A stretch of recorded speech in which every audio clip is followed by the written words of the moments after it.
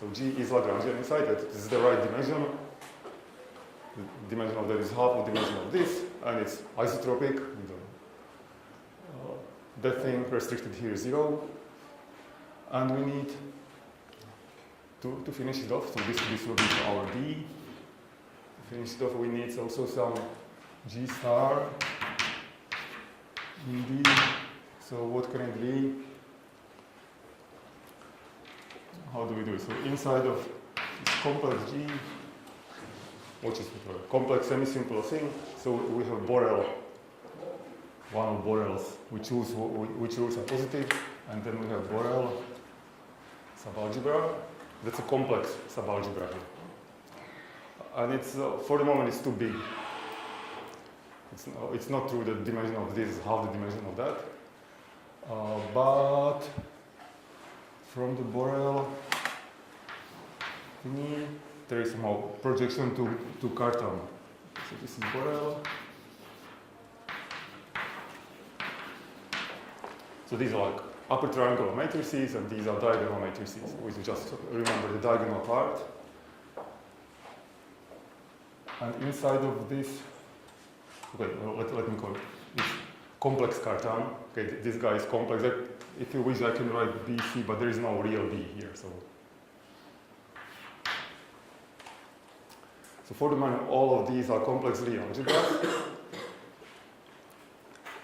But then to have this property, we need to somehow avoid intersection of, okay, this for the moment would intersect the real thing, and where exactly it would, well, the real part of that, the only real vectors sitting inside of the, here are the real vectors of Cartan. So we need to avoid those. So the idea is to take only I times, or square root of -1 times the real Cartan sitting here, and now we take out only that part of this that sits over. So here is our G star, is this guy. In other words, those are upper triangular complex matrices with purely imaginary things on, okay, at least in some basis or something. Okay, maybe I should. How should we so say, for example, when G is SUM, so then this G star would be things that have actually real entries. Real on the diagonal, 0 here, and anything complex outside of the diagonal. Because that's a real Cartan corresponds to having purely imaginary things on the diagonal. Okay, now there are many other things that one can say about Poisson Lie groups, mining triples, etc. And so the idea, my wonderful idea that I like and Florian doesn't, is that I will make a shorter lecture today, so that we have more time for exercises, that we can see more somehow explicit calculations of more explicit way how to go from Lie algebras to Poisson Lie groups and things like that. Can I ask? Yes. So what were all of our hypotheses on G to start with, and what did they bias about G complexified? Okay, you see, okay. This G, as I said, is compact Lie algebra. So it's a real semi-simple Lie algebra where killing form is negative definite. Okay, so it includes semi-simple. Okay. Yeah, semi-simple is automatically implied by being compact. Okay. So compact means semi-simple, and is the Lie algebra compact? Yeah, the one connected Lie group is compact. That somehow excludes this abelian part, and so necessarily the rest is. Okay. So let us now start some topic, which is deformation.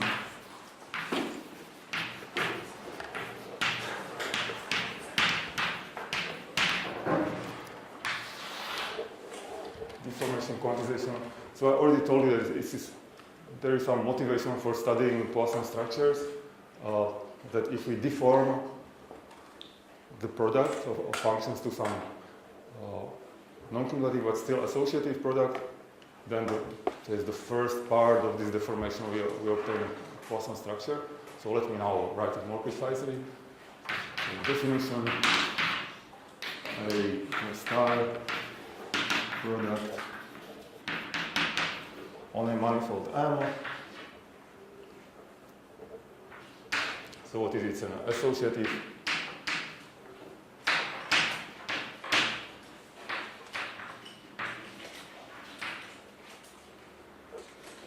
product on infinity M of the form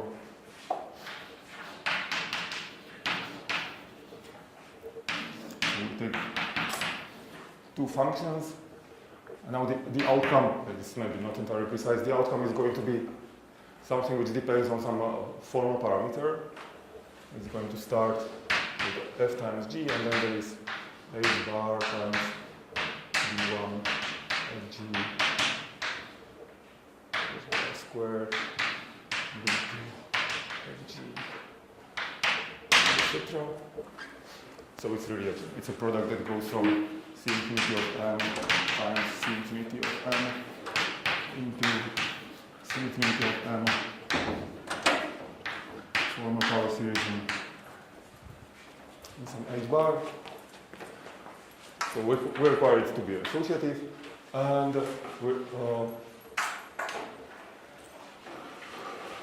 we require those b's where all those b k's are bidifferential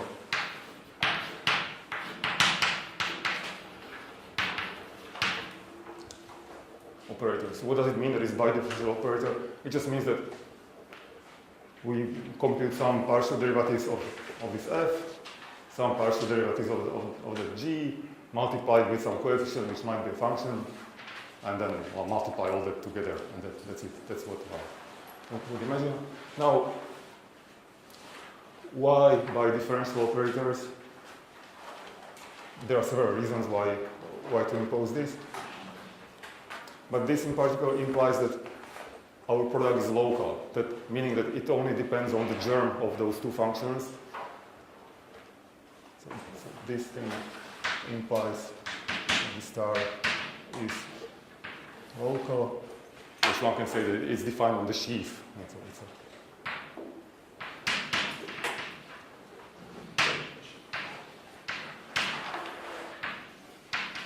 On the sheaf of C infinity functions. And what one can prove that anything that would be local in this sense that is defined locally is actually necessary of this form, that those things are forced to be just bidifferential operators. But let us simply take this as a definition. And now there is this little proposition that we also already saw.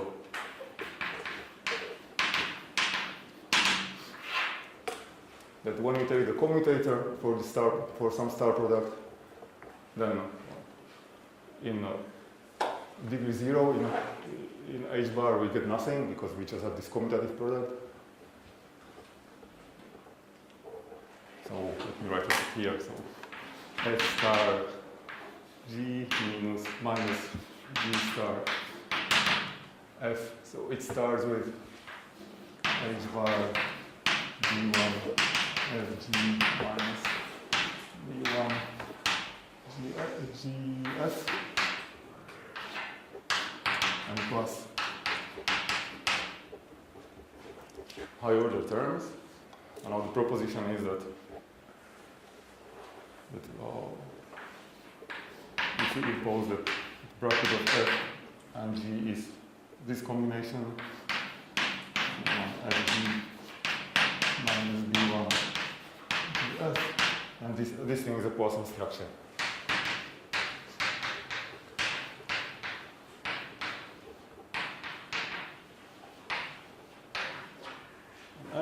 And if you remember how to prove it, what's behind it?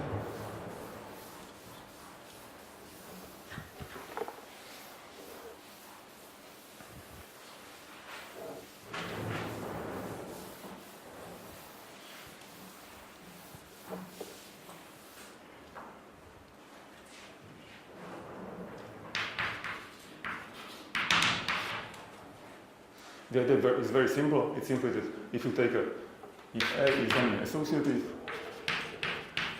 algebra, and when we do something similar like that, when we just look at the commutator,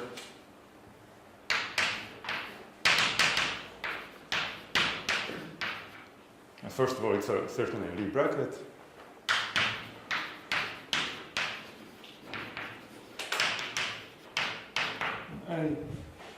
And secondly, it has this Leibniz property satisfies that the bracket with A is a derivation with respect to the product. This is A, B, C plus C.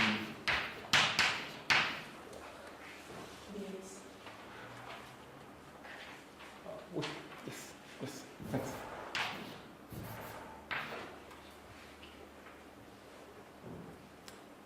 And that's basically the end of the proof. Now just plug this into that thing and keep only terms of degree 8 power or something.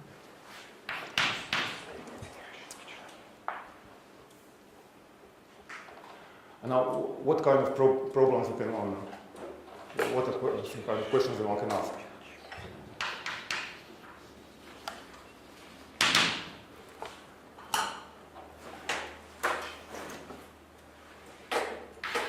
For one thing, if we have a Poisson structure, can we find a star product given this Poisson structure? So if is given, can we find some star, or that star is not going to be unique, probably, or it's not going to be unique, but at least can we find it? Then, if the answer is yes, then possibly a better question is whether we can somehow understand all possible star products. Can we classify or understand all star products?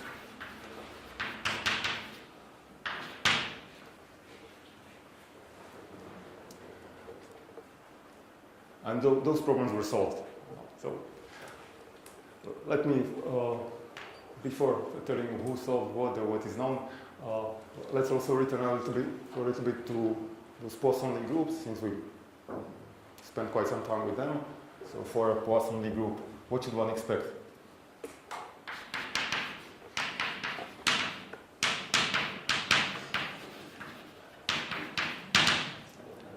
So what do we have there? We have, well, G is a Poisson manifold, but also multiplication is a Poisson map. So some of this multiplication is part of the structure that we would like to keep.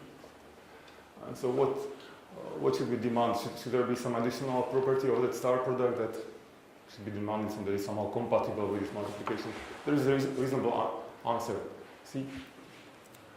To pass from G to the algebra functions, so we have so in the pullback, if this is M, it's going to be M star.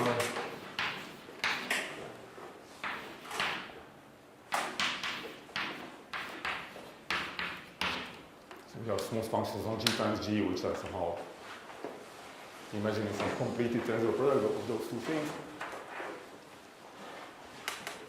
And so what one can say is that the fact that G is a group implies that this algebra is not just an algebra. The symphony of G is not just an algebra, but it's a Hopf algebra.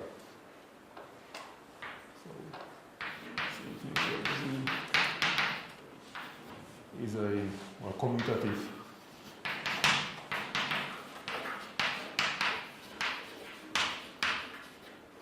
namely this is our coproduct.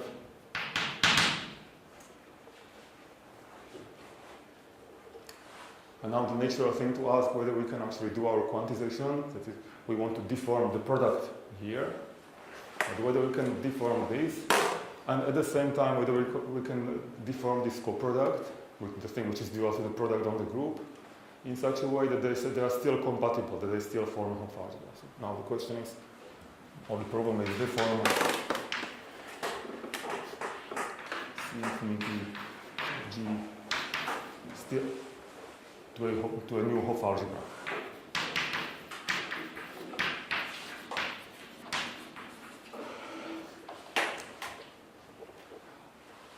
Okay, now this thing is, maybe there is a little bit of something unpleasant here. There is completion of the tensor product. If you stay with smooth functions, then I have to put it there.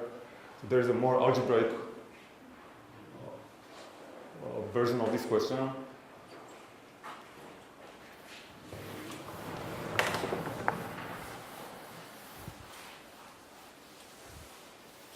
Which now makes sense over whatever, any field of characteristic 0, and even things are infinite dimensional. What?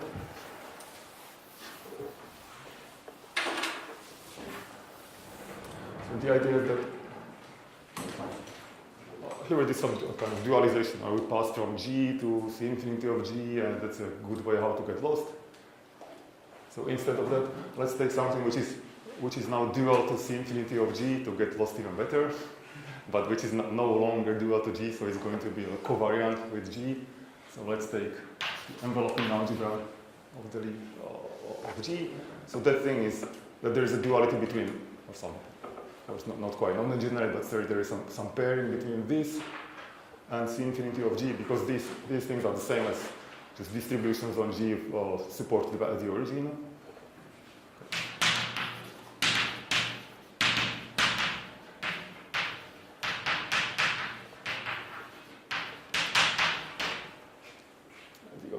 And so the dual thing to that, before we do any deformation, what is the dual thing to this? Well, M stays as a product. It doesn't become a coproduct, it's just the product in the enveloping algebra.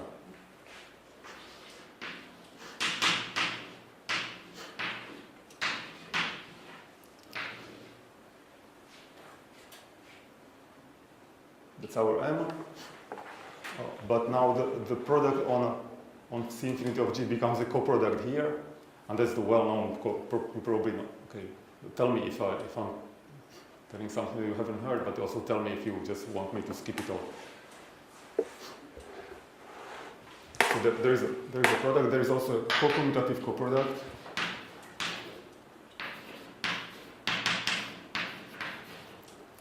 Which is dual to the product on C infinity of G. And now I have a trouble because I want to denote it delta. So the idea is to remove this, call this a coproduct.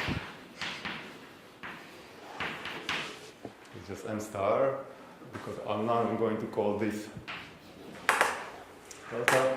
So this is the thing which is simply defined by delta of x is equal to x tensor 1 plus 1 tensor x for any x in the Lie algebra. Okay, and now the problem is, say, if our G is a Lie algebra, so with some delta,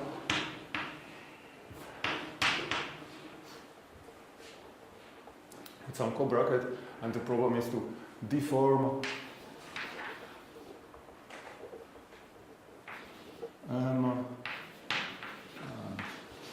delta so that, well, I'll say 2. And h bar, which is like, is it still okay if I call it M0, and if I call this the delta 0? M0 plus h bar, and 1 plus etc. Delta h bar equal to delta 0 plus h bar delta 1 plus etc. And we want what? We want that this thing still stays a Hopf algebra.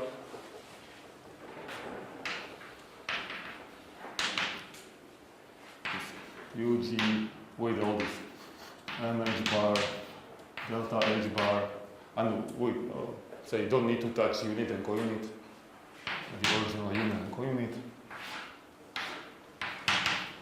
Is still, I hope, algebra, and we know something about deformation. Some first part of some deformation. You know, what do we know? That the first part of the first part of the deformation of the product on C infinity of GE, or first part of the commutator there, that it should be given by the Poisson structure. The way it translates here, it's simply that when you take this first, or put it this way, that delta H bar of X, how is deformed, that is for X in G, or, sorry, maybe this way, delta H bar minus delta H bar op apply to X, where X is in G, is equal to delta of X. That's the thing, which, see, it sits inside of G tensor G, which is part of UG tensor UG, H bar, and plus of H bar squared. So here I took the commutator, so to say. Op means that I just flip them. In the outcome, I flip those two UGs. And this is what we want. Now this problem makes sense for any Lie algebra. It doesn't have to be real. Say we should probably say that things is in a characteristic 0, so the base field should be of characteristic 0, and also it doesn't have to be finite dimensional. So this problem is way more algebraic than this one, because this one deals with functions, whereas that one is purely algebraic. Now, what is known? And for one thing, what is known, and the other thing, what is supposed to be known by the end of this course.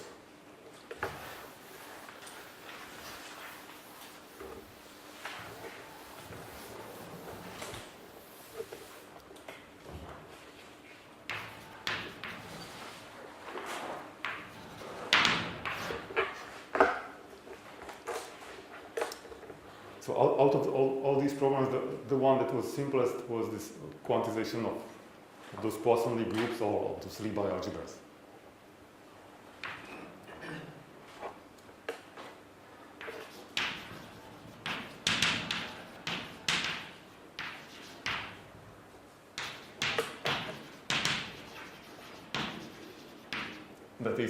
That's this problem that I wrote here. Or the more geometry problem is the one that I wrote there.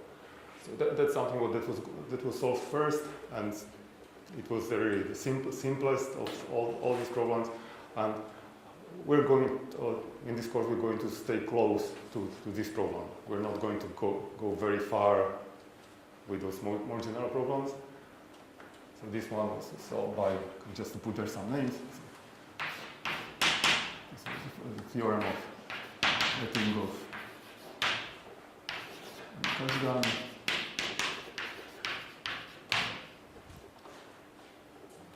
Though in some sense, most of the tools that appeared there were invented by Drinfeld, and we're going to look at those tools in particular at the Drinfeld associators.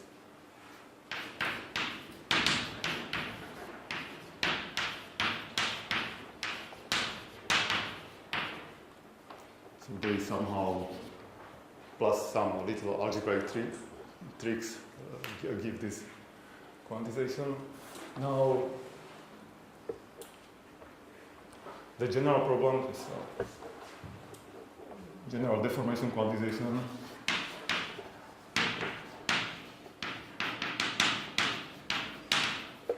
Which is the problem of constructing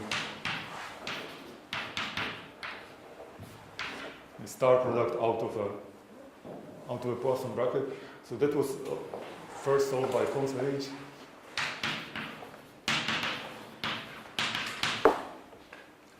And then there was some other solution given by Tamakin.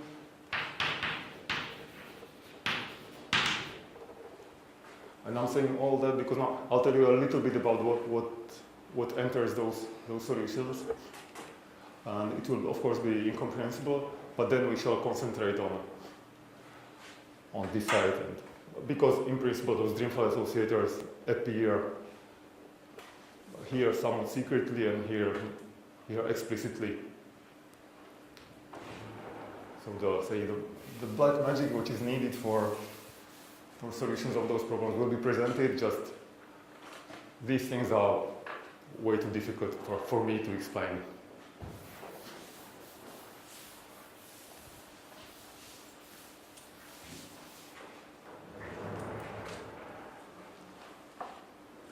And somehow the idea that all these solutions have something to do with braids. So behind that,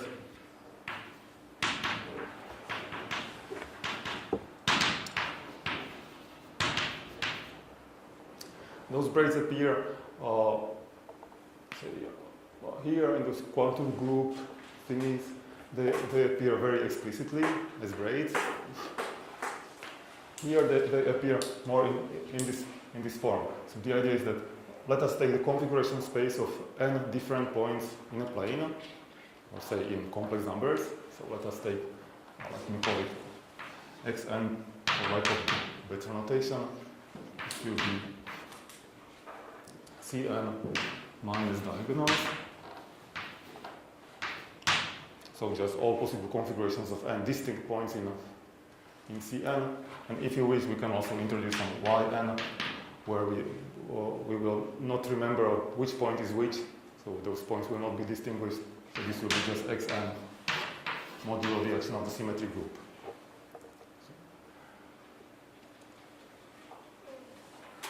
Now, when we consider pi1 of Xn, this is also known as a pure braid group.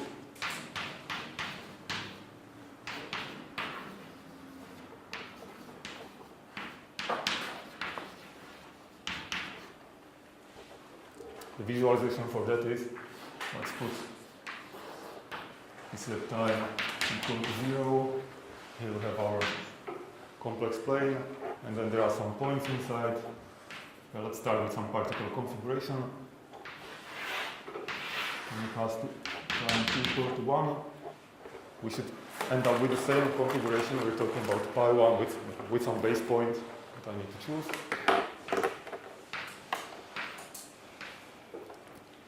And if we take some path in Xn, it means that, well, all those points we're passing through some other configuration, so all those points will start moving. They have to avoid collisions because we're staying within Cn minus diagonals. So we need to get something, whatever. Now I have to try to draw some braid, which I might of course fail. I have to say who is over whom and who is under. Okay, let's take it this way. So here, every point would return to where it started, because we were still distinguishing those. So those points, they are colored, they have names. If I did the same thing here, then we might have arbitrary braids, so those points don't need to return where they started, they can go to some other point.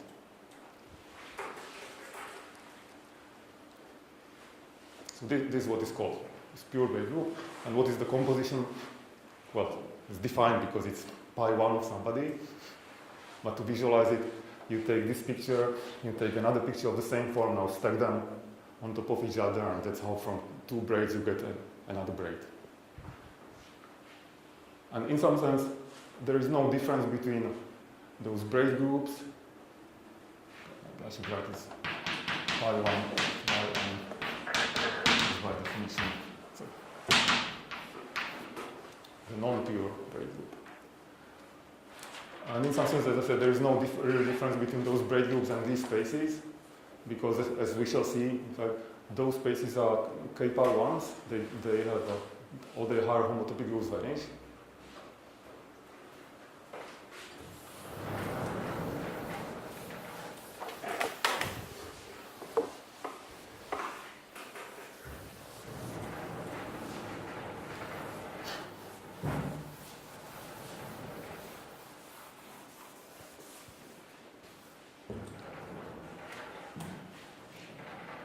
So one could say that this xn is k pbn 1, which just simply means that phi k of xn vanishes for k greater than 1. So all the homotopy information about this space is already contained in the group, whatever that means. And now, what Kontsevich was doing, he was basically using directly these spaces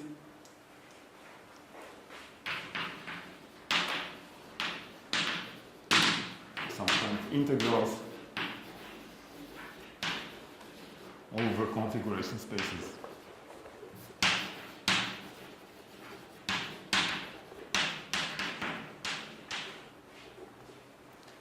And in some sense, there were somehow, one can understand it as a form of a quantum field theory, two-dimensional quantum field theory, whatever that means. As I said, it's supposed to be mysterious, and I will not say anything about it, so it's okay. But there were some integrals over all possible configurations, not just in a plane, but also in a half plane. But that's just inessential complication here. Now,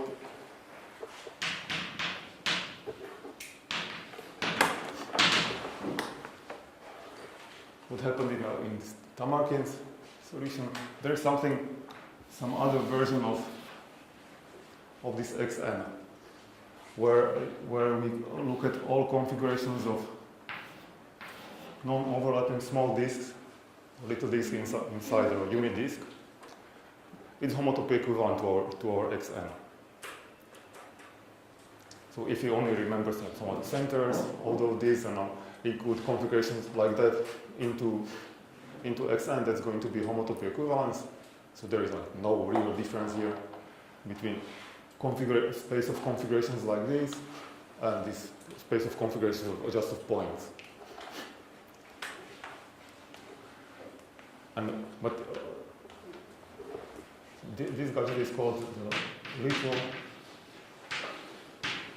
disks operator. And the reason for, I think this word operator, or the reason for even having those small disks inside, not just points, is that when you have some other configuration, I'll just say this one, what you can do, you can choose one of those small disks here. Okay, this is supposed to be of the same size originally. So let's choose this one. Let's take the second configuration, we just shrink it a little bit so that it fits in here. So there's some shrink it here, and this disk disappears.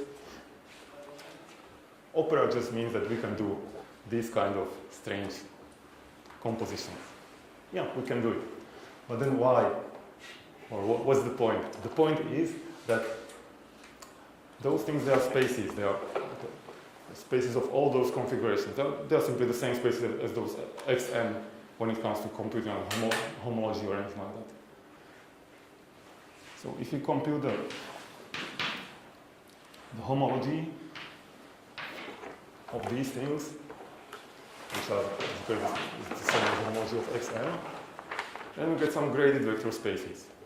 Okay, that's a graded vector space, originally. But we can do the same kind of composition here. So again, when we take this and now xn, so just by functoriality of homology, or here we're using just Kinect formula. Okay, let's say that I'll take real coefficients of this, or any field coefficient. So let's take this, then we'll land in homology of xn plus m minus y. Why is it? Because, well, we removed one of those, but that hole that got plugged in, that's now removed, so that's the reason why there is this 1 minus. So there are all these kind of compositions. But what are they? These, as it turns out, these are exactly H, X, and R are the operations in a Gerstenhaber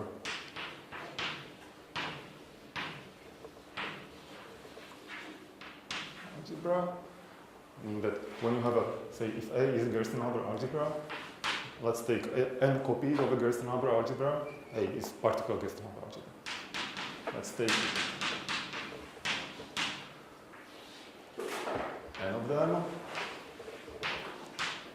And let us try to write all possible operations that one can write using the operations that we have in a Gerstenhaber algebra. So there are, we need to use this Gerstenhaber bracket and the product.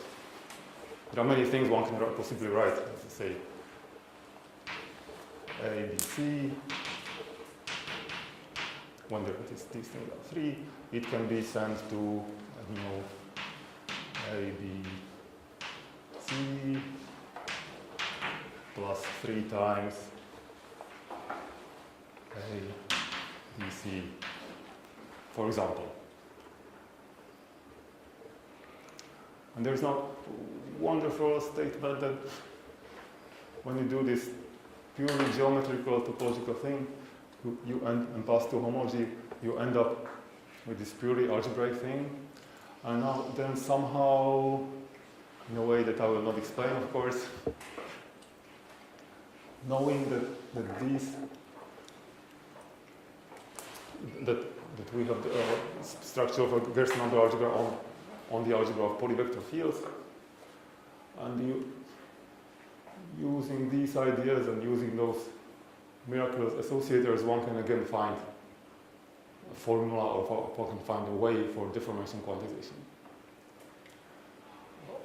Okay, so this was supposed to be the end of this super mysterious part. So now you can forget it. I will not say anything about it. So let me say how to organize it. Since I said I want to cut the lecture today earlier, so will you still survive if I talk for 15 more minutes now, or are you just too tired? And then we might have a break, and then we will have just exercises with any break that Florian finds reasonable with you.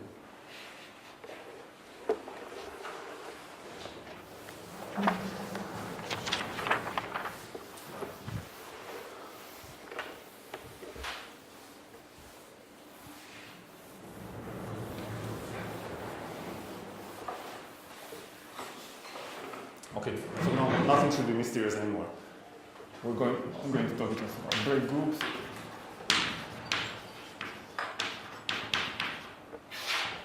As I said, PBN is defined as y1 of xn, Bn is defined as y1 of yn.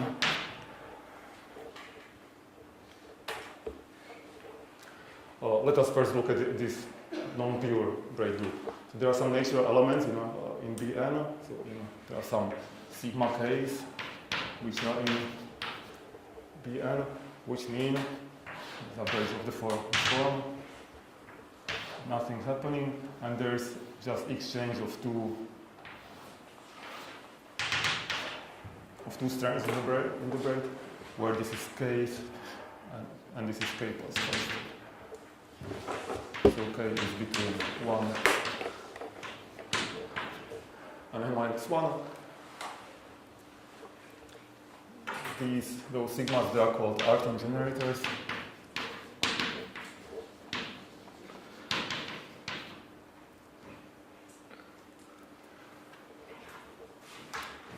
Now there are some obvious relations that are satisfied by Artin generators.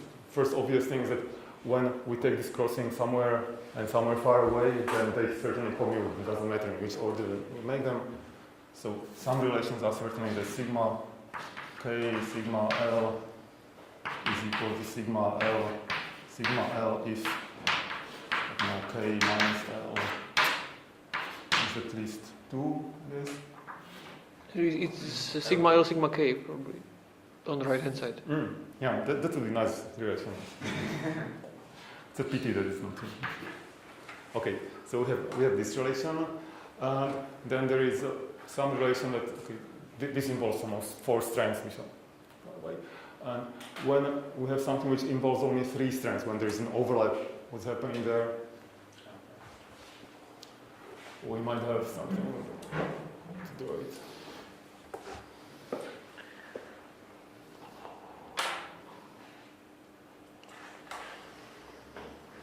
Probably this way. Okay, 3 plus 1, 3 plus 2. So we can do what is called sometimes this Reidemeister 3 move, that which just this middle strand can be now moved through this crossing to the other side. So this should be equal to the same stuff, but with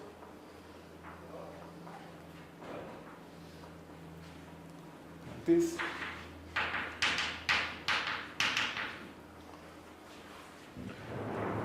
The relation is what is sigma k sigma k plus 1 sigma k is equal to sigma k plus 1 sigma k plus 1.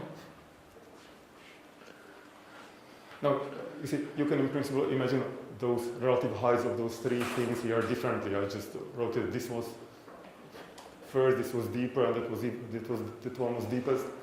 You can take any combination of those. You will have this kind of relation, but I just leave it up to you to simply verify or understand that you will not get any new relation by just using that. It's always just the same thing as this one, and the theorem says that those relations are enough.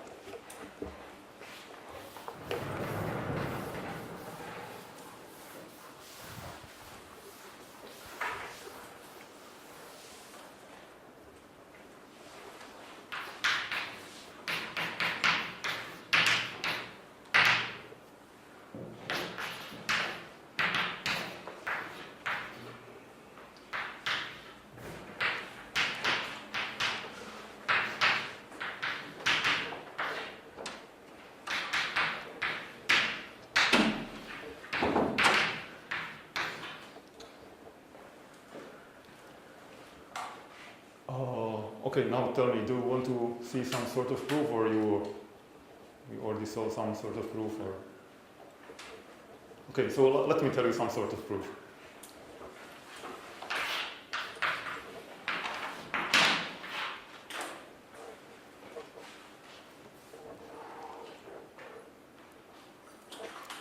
So the idea is to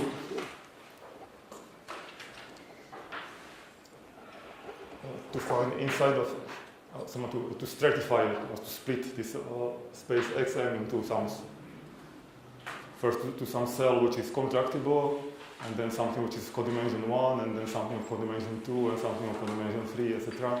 But for us, just codimension 1 and codimension 2 is enough, because we're just computing a fundamental group. So let's call it first something like C whatever 0. So these are configurations. Okay, let me go. How should I imagine it? So x I plus x squared minus 1 yi inside of C, and such that I'm going to suppose that those x's are different.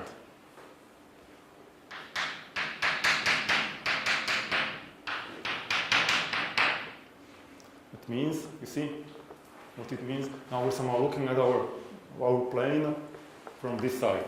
So we don't distinguish y's, we only distinguish x's in this way. So we're just looking at those configurations that don't overlap in this way. So you see, when I draw a braid here, it means that, okay, this configuration changes, it stays within this cell C0 until this point. As soon as there is a crossing, it means that we're no longer in C0. We just cross some wall. We had to do it. Now C1, and those will be configurations with one overlap, meaning that xi is equal to xj for exactly one pair. For it, okay.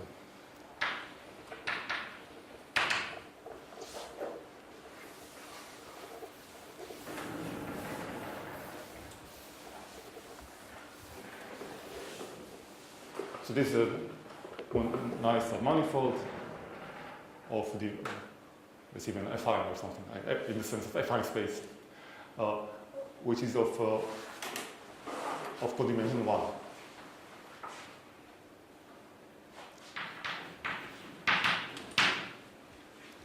And we still need C2 inside of this xn, which will be something of codimension 2. And codimension 2 this can happen, some of the special situations happen in two different ways. Either two pairs will overlap, or 3 points at the same time will overlap.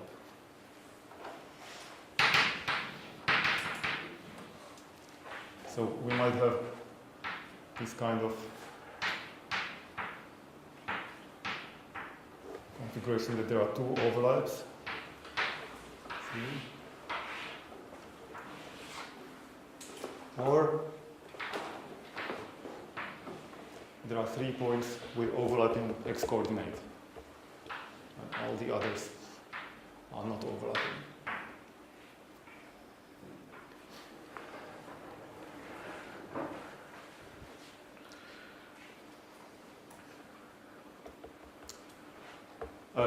Okay, in some sense this is the end of the proof. So what is happening now, the idea is that if you have a loop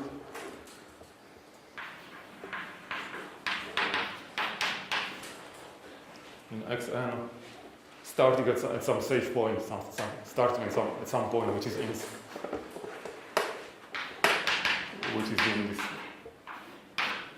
C0 thing. So for one thing that we can do, we can always deform that loop, certainly, so that it intersects transversely that C1 and avoids completely that C2.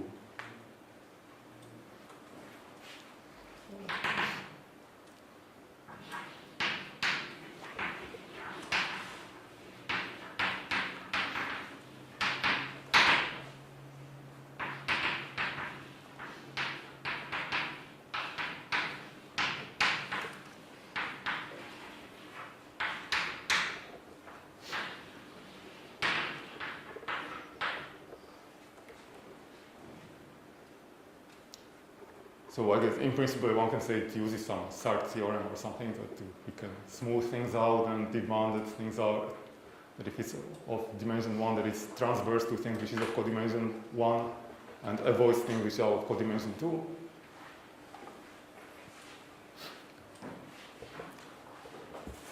So what does this mean? This means that, or it means something, it means that our group is generated by these things, right? Because of we're going to pass only through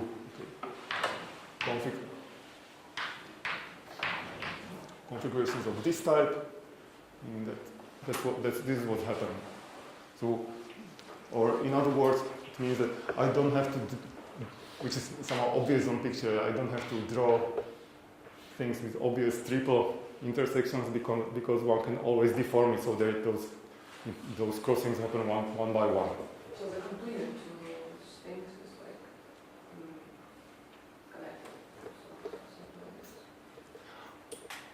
connected. Okay. So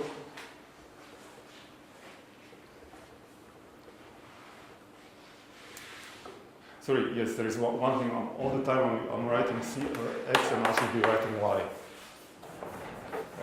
I guess nobody noticed because nobody cared. But those are more non-distinguished points. So then it's more obvious that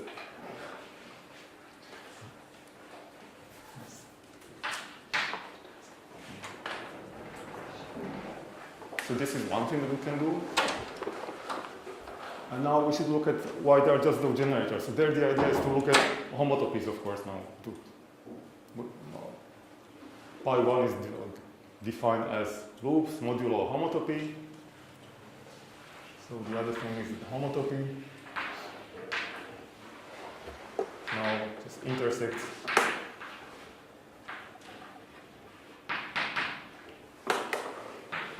C2 transversally and avoids C3 or other things. So avoids all further possible eclipses, or how I should call it, when there are four points in, or when there are three pairs or things like that. So if it intersects C2 transversely, if you think about it, what it means that the homotopy passes through a thing like that, you can resolve it either first passing through there or like that. So this gives you first relation, and passing through this thing gives you the second relation. And those are all relations that we need because the homotopy always passes only through that or through that. Okay, I told you it was supposed to be some sort of a proof. So let's call it the end of the proof. And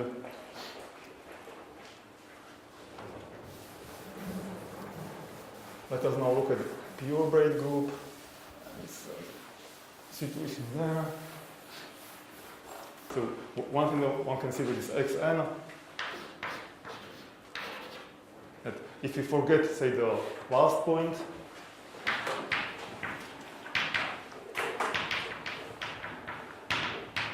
and out of the configuration of n points, we're going to get configuration of n minus 1 points. That's nice. And what is the fiber of that thing? See, that's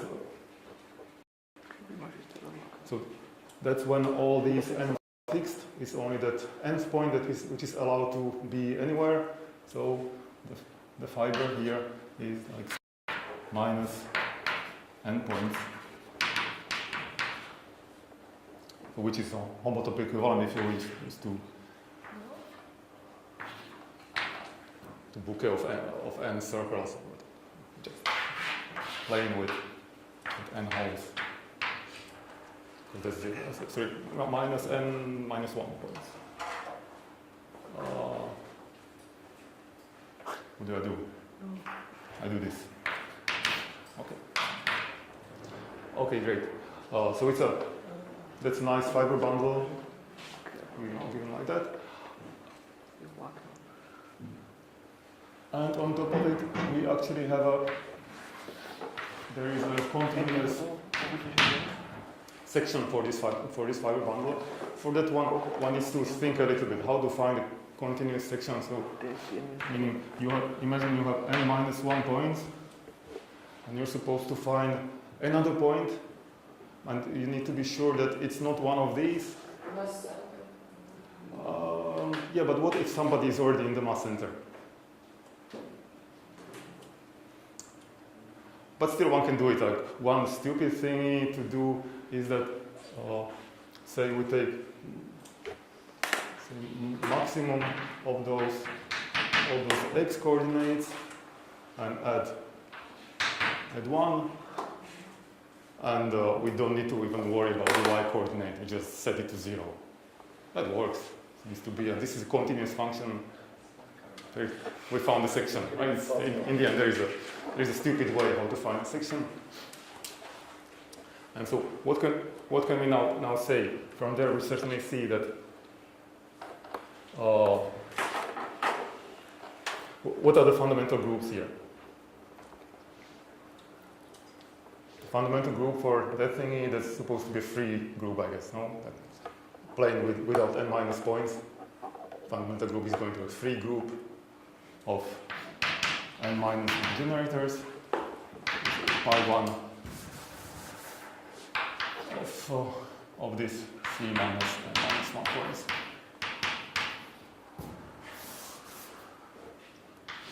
That goes to pi 1 of xn, which is pbn. That goes to pbn minus 1. And we have our exact sequence, which now continues with this. In principle, there would be here this pi 2 of xn minus 1, etc. Just logarithmic sequence for homotopy groups. But we have a section. Section implies that all those connecting homomorphisms are trivial.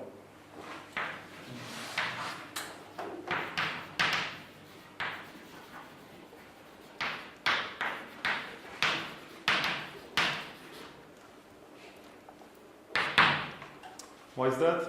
If you just remember how those connecting homomorphisms they are created, that you try to lift it somewhere and then you notice that the thing is not closed, and so that's what you call this boundary of that is what you call this connecting homomorphism.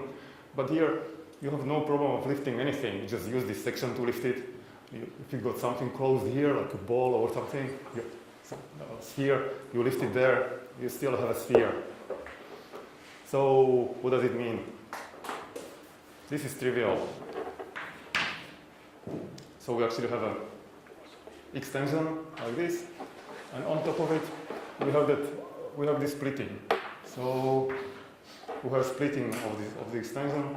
In other words, it means that PBN is semi-direct product of this with that.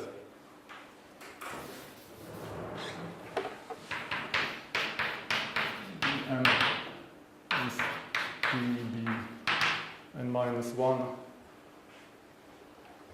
Semi-direct, I always need to think about who is where, like this. Fn minus 1. And also that pi n or pi k of xn is 0 for all k's which are greater than 1. Where does it come from? Because this exact sequence continues. And it starts having all those zeros everywhere because we have this space there. Right? This space is appearing there at every third place, and all its higher homotopy groups vanish because, well, they just vanish. Right? Like the fundamental cover of that is contractible or something. So we have that exact sequence with all those zeros. Now it implies always that pi something is equal to pi something, and just by induction we can see that all of that vanish. We're not really going to use this fact, but we might be using this fact just to understand what's happening. Yes, I promised to finish already 5 minutes ago, but how should I visualize it? What is this? What kind of braids are these? These are braids that don't touch the last strand. Right? That you can have all kinds of things happening here, but nothing's happening there. So the last strand doesn't move. That's what is this. And what are those things? That's when those first n minus 1 strands don't move. But the last one starts moving, and it can move around these. So it will do all kinds of walking around these. So you can see a nicely a free group with n minus 1 generators there.